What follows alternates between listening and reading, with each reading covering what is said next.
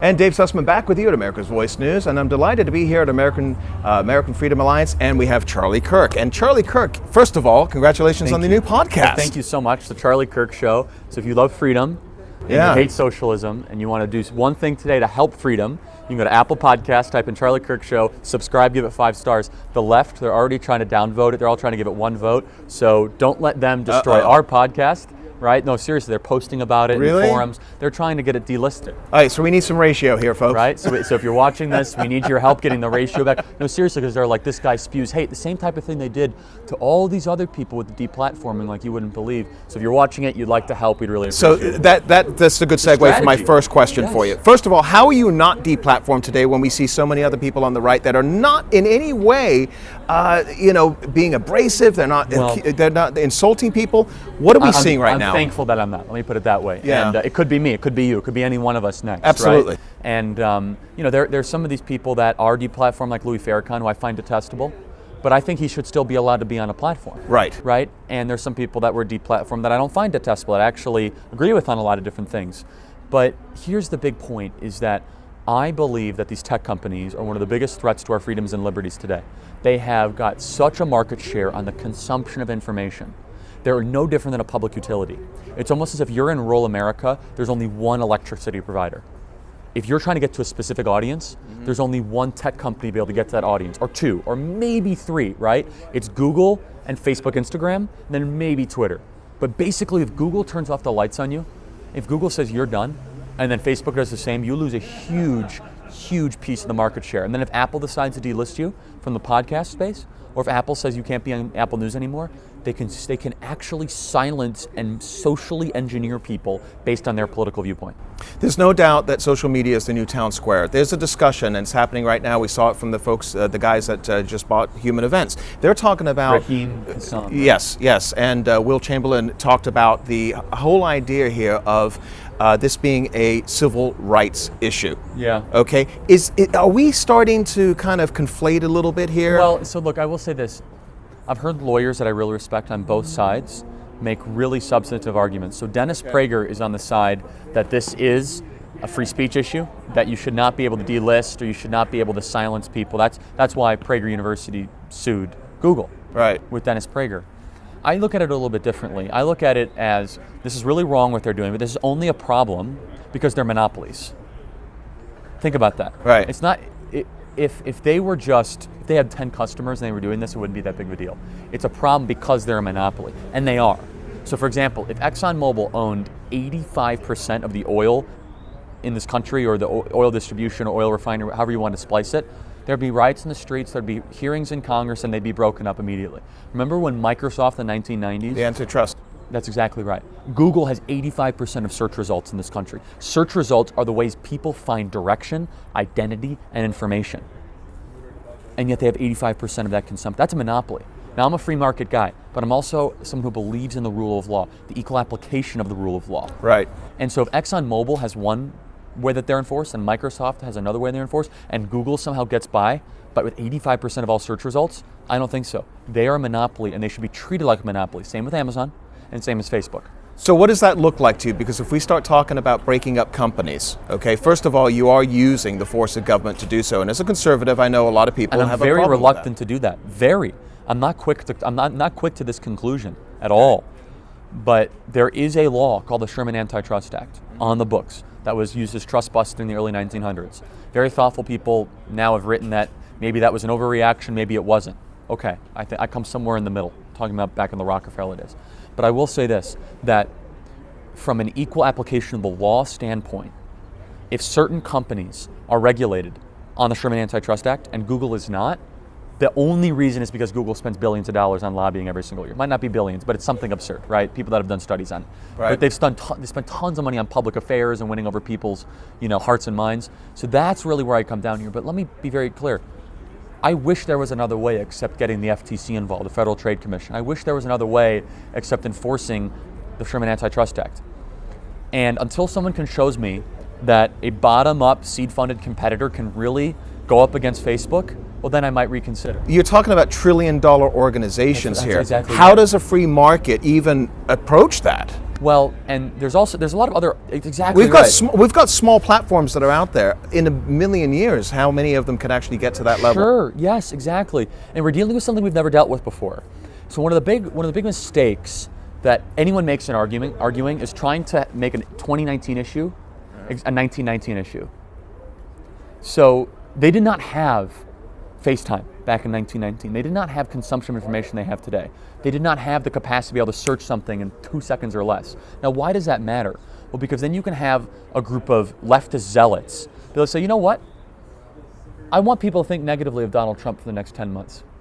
Who's going to stop them? Seriously, who's going to stop them from saying, people in rural Ohio are not going to be able to find their polling places? Who's going to stop them from being able to say, we're going to make sure the Democrat candidate looks 10 times better than the Republican candidate? Who's going to stop them? The answer is nothing. And Tucker Carlson makes this argument, and at first I did not agree with it. I don't know if I fully do. I agree with parts of it, where he says the tech companies are more powerful than the government. Now, I don't necessarily agree with all of that, because tech companies don't have the capacity to audit. They don't have the capacity to shut they do have the capacity to shut somebody up. Because then I stop myself. They absolutely do.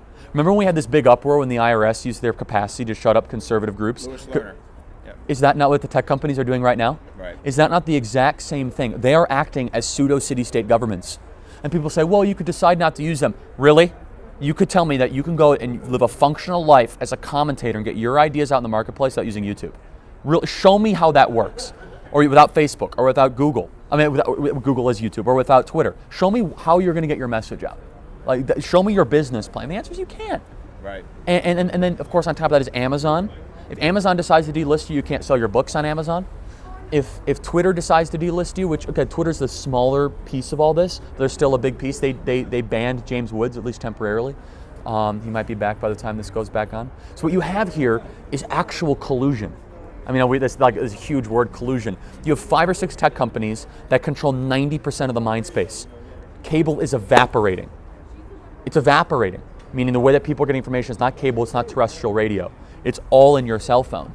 And maybe it's time to break it up. I don't know exactly how that looks like. You mentioned Will Chamberlain. The first thing that I propose, and I think this was Will's idea, was, at least from something I read, is that if they're really going to engage in this viewpoint discrimination, they should not get federal contracts anymore. Do not allow these tech companies to be able to get federal contracts anymore. For example, Amazon. Amazon has engaged in this sort of delisting for years, and they've gotten away from it. For years. Jeff Bezos, the world's richest man, owns the Washington Post and has routinely, remember the whole dilemma or controversy over Dinesh D'Souza's book? Do you remember that whole thing where he was downrated and they were pushing other books and all this sort of stuff? People wonder how Bezos' ex-wife became a best-selling author. They pushed his book, her book on Amazon. That's how she became a best-selling author. But you have 5 or 6 tech companies that are definitely more powerful than most governments in the world. And they all are far leftist. And I mean doctrinaire, AOC, Rashida Tlaib, Ilhan Omar style leftists. Which leads me to my next question for you.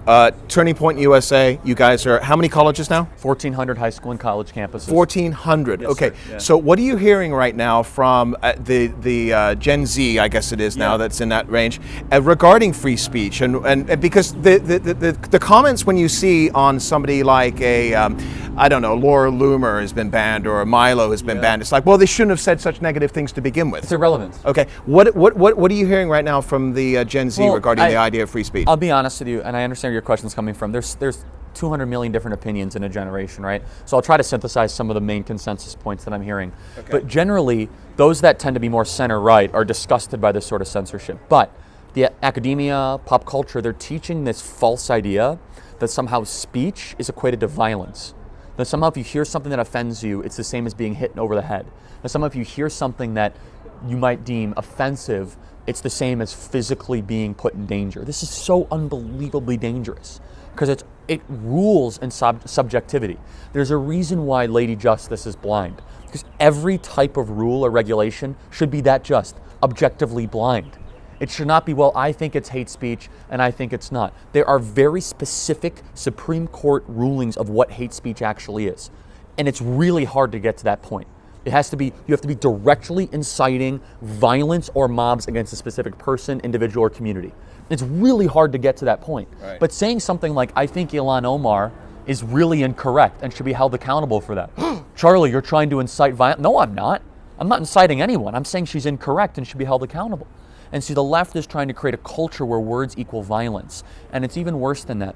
Because as early as in elementary school, they think that if you hear something you disagree with, you must be offended. If you're offended, that person must be silenced. Therefore, disagreement means silence, and you only have one opinion.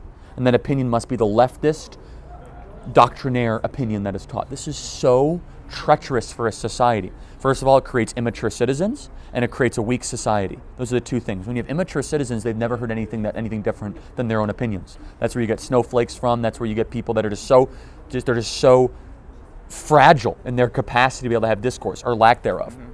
The second thing is it creates a weak society, where if there's anything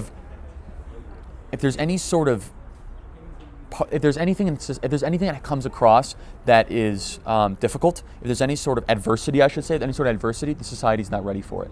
And so what we have here is a mixture of really bad culture, and then the left, they see their opportunity. They are going to go, before 2020, if you think the delisting is over, if you think they're done kicking people off these platforms, you're wrong. You could be next. I could be next. Well, I understand this. If I'm associated with a Philip Joseph Watson, whoever it is, and you come on my show, now you're associated with this person, which means you could be banned. So you know what I call it, and this I've branded. It's called pathogen theory. Somehow, if you touch somebody, you're hold on a second. I'm a different person. I have my own opinions. Just because you have someone on that show, Joe Rogan's a great example of this. Right. They made Joe Rogan take down his video with Alex Jones. They made him take it down? Yes, from YouTube. You don't remember this? This happened a couple weeks ago. Well, he just had him on a couple weeks ago again. They made him take he came down back. his video. And I could be wrong. You could fact check me on this, okay? I might have misread an article, but they made him take down the video. I remember watching it. It was a train wreck for Alex, but it was fascinating. Whatever, right? but Joe Rogan's a free speech. They took him.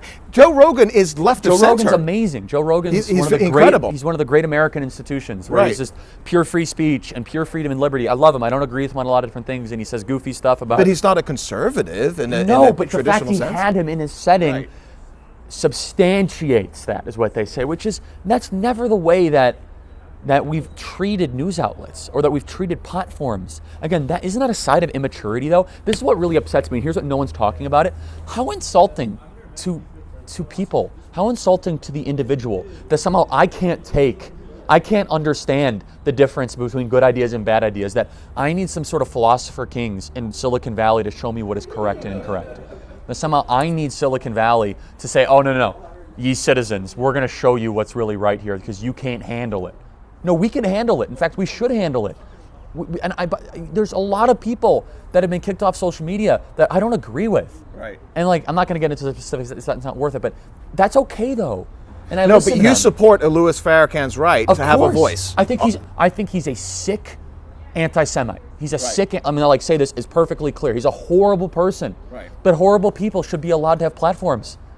That if I'm anything but saying that. Now, where is the difference? You say, well, what's the difference? Now, to my knowledge, has Louis Farrakhan incited direct violence against Jews? I don't know that, okay? So if he has, then he should be kicked off, okay? But he said horrible, horrible, horrible things. I know that. I know that for certain. To this right now, at this broadcast, Hamas still has Twitter accounts. Hamas! Yeah. Hamas is shooting rockets into Israel right now. You just were in Israel. I was just in Israel. It was an amazing trip. And anyone should get delisted. It's actual Twitter accounts that are condoning the violence against a nation state, right? Yeah. That are a proxy terrorist organization in Gaza. They should be delisted. So just a real quick question on your Israel trip, because I've been there as well myself. It's one of the great countries in the world. And what you see happening in Israel right now isn't being reported in Europe or in the United States. And that is that the Arabs that are working in Israel love Israel. They love the fact that they can support their children with an honest living, and they aren't throwing off buildings if they're gay or whatever it may be. Where Hamas is obviously suppressing their people, subverting. Yes. Okay. So no one talks what about was this. your experience there? I mean, it's magical. I've been there a couple times now. I'm going again in a couple months.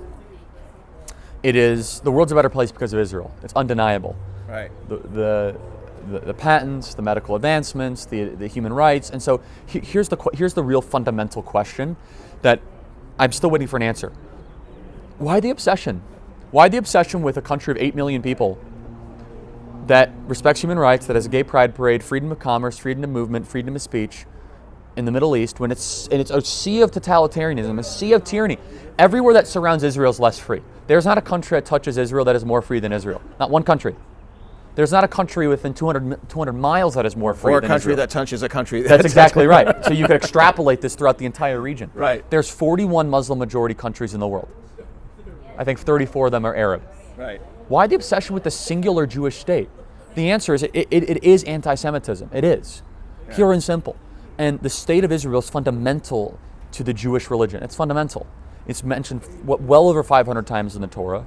It is instrumental to the story of Abraham, Isaac, and Jacob. And yet to this day, where there's the Hall of the Patriarchs, 97% of the city of Hebron is controlled by Arab Muslims. 97%.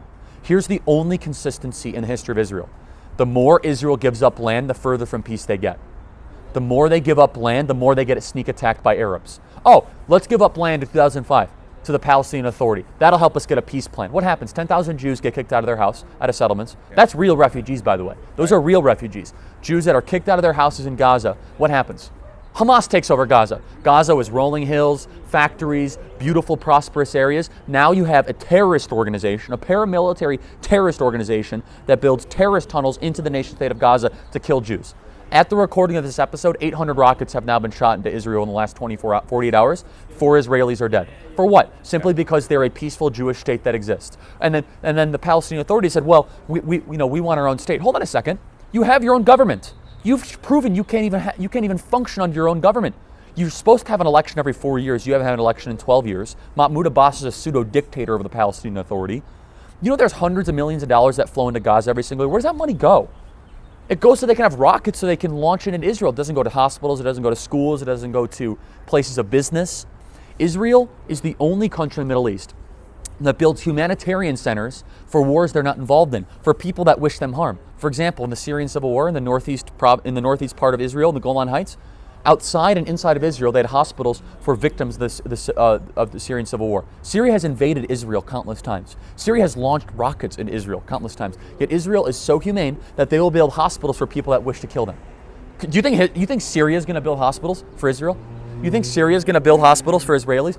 The lack of information, and I will debate anyone at any time about Israel, because I've actually been there. I've been to Hebron. I've been to the West Bank. I've gone to the most quote-unquote dangerous parts of Israel, the most dangerous parts of Gaza, and I've seen it firsthand. I understand the complexities of the issue, and some would say I don't really have a dog in this fight because I'm a Christian. I'm an American Christian, so I can look at it objectively. Now people say, well, Charlie, you're a conservative. You can't think. Hold on a second. I want what's best for my country. I want what's best for the world. I want what's best for the sovereignty of the state of Israel. And the amount of anti-Semitism, vitriol, and hatred towards a country with half the world's Jewry and 8 million people that believe in human rights, where all 3 monotheistic religions are represented in their government, is absolutely detestable to me. You were there right after Bibi was reelected? No, right before. So I was there. I was there 2 days before the Golan Heights decision. One of the most fascinating things that I saw about that last election that took place is that Bibi's support, the majority of his support, came from 18 to 24-year-olds. Isn't that great? So whereas in America you have more leftists in the youth, there's a great reason for that. The conservatives are in the youth in Israel. Why? Because they're forced to serve in the military. Because they're forced to do something when they're young. They have to take responsibility. They have to get up every day and do something of meaning. When our 18-year-olds do the absolute opposite of the lack of responsibility. Now, there's a lot of 18-year-olds that serve in our military. God bless them, the ones that do. But the 18-year-olds that go off to UCLA or UC Santa Barbara, you think they have the same sort of daily responsibility as an IDF soldier that has to walk the streets of Hebron, where any day a guy with a machete could cut his head off? He has to carry a weapon everywhere he goes to make sure he takes care of that weapon. The mentality of always at war. So yes, that makes you vote more responsibly, of course. They have equity in their country. They have to mature a lot quickly. A 20-year-old Israeli is light years ahead of a 20-year-old American. Light years. Because a 20-year-old American has no responsibility. They're told that they're victims for nothing, when an Israeli that is enlisted in the army at age 18, they pick up a weapon, they go to their equivalent of a boot camp in the IDF, and then they have to defend their country. That's why they vote so conservatively. And some say, well, Charlie, are you advocating for bringing back a draft? Well, some form of national service I absolutely support. I think if you're 18 in this country, a bill should be supported from 18 to 19 with some exceptions. If you have some amazing talent, you got some crazy scholarship to be a scientist, and obviously you can have responsibility, you should have a year of service. Clean up a national park. Go do, what's the thing that JFK started? Peace Corps. Go do the Peace Corps. Go do something of value where you have Clinton to wait. had the AmeriCorps or something? By the way, wake up before 7 a.m. for a year. How about you just have to wake up before 7 a.m. And don't do drugs. I'm not even joking. because these kids have and a lot of there's so many good students out there, and I'm not trying to discount them, and many of them are involved in Turning Point USA. Yeah. But the majority of students, when they enter college, they get away from responsibility. In fact, I make the argument that high school kids are forced to be more responsible than college kids. The classes are tougher, the schedule is more difficult, you have to wake up earlier, and the rigor is more intense. It's like college is a vacation from the maturity that they accomplished in high school. Think about that. Right. My high school was way hard. It was like one of the hardest things I did. I was up at 5:30 every day. I was going to weightlifting. I was going to track practice and football, school all day long. And then I was home at 7 p.m. and then homework till 1 a.m. and I just collapsed. Right. You know, that was one of the hardest I ever had to push myself. And I think a lot of people would agree with that. Last question for you, because I could know talk you're all about day to long, speak. I know, and I would love to have you back on to talk long form. Okay, you're speaking today here at AFA, and this is about the obviously the leftists that have gone through the institutions. Going back to Turning Point USA, you're seeing in the schools right now. Obviously, people that are coming to your events are supporters, okay, most of them anyway, yeah. All right. What do you see as far as the trajectory for Gen X going into corporations, into our media, into pop culture, into sports? What are we looking at in the next 10, 15, 20 years? So, look, I'm going to say this in my speech, this is kind of I shouldn't say that, but my refocused piece of what I'm talking about, which is there's about 4 or 5 ways to shape culture, really quick. Family is the most timeless institution. Left has destroyed that. Community and churches, the left has destroyed that. And then consumption of information, which is media, and pop culture, which is Hollywood, the left has taken over and destroyed that. But the basis of all of that, what's the one tributary, the one thing that flows into all those different, it's college, it's academia. Where more people get values and perspectives and worldview now from college campuses and high schools than even their family. And we have sacrificed the terrain on college campuses. We're taking it back.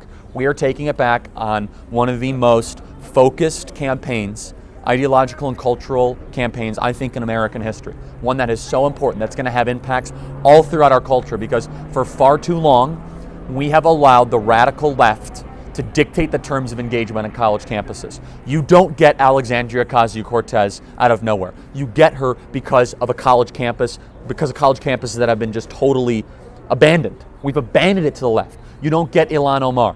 Ilhan Omar, believe it or not, is not a byproduct of anything else except higher education. She is word for word doctrine, what they teach in the lecture halls. She is word for word dogma, what they teach in our universities. And what we are doing is a concerted effort to win back our universities and bring back these marketplace of ideas. All we want is a fair shot at the game. All we want is for every student to be able to say, maybe they'll say this, I'm a liberal at graduation.